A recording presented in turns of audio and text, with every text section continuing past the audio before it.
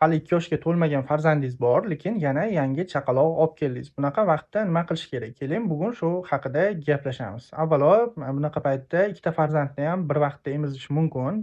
Bu hech qanaqa sut kamayib ketishiga sabab bo'lmaydi. Sababi ona ko'kraklari bola tomonidan qancha ko'p stimullansa, ya'ni qo'zg'atilsa, shunga mos ravishda sut kelishi ko'payib boradi. Ya'ni talabga qarab taklif teoriyasi shu yerda ham ishlab beradi. Faqat endi onani ovqat ratsioniga jiddiy e'tibor berilishi kerak. Har xil kaloriyali ovqatlardan, sifatli ovqatlardan ona taomlanishi talab qilinadi.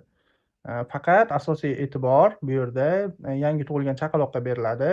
Birinchi kichkina chaqaloq emiziladi, keyin katta farzand emizilishi mumkin. Sababi uje katta farzand ko'pincha qo'shimcha ovqatlarga o'tgan bo'ladi. Bunaqa vaqtda bola, energiyani qo'shimcha ovqatlardan ham bemalol ola oladi. Lekin shunaqa ekan deb sutdan ajratib qo'ymaymiz. Sababi 2 yoshgacha bo'lgan bolalarda hali immun tizimi yetarlicha yetilmagan, sust bo'ladi. Shuning uchun bolaga ona tomonidan, sutidan o'tadigan har xil immun hujayralari kerak. Ya'ni uni har xil kasalliklardan himoya qilib turish uchun.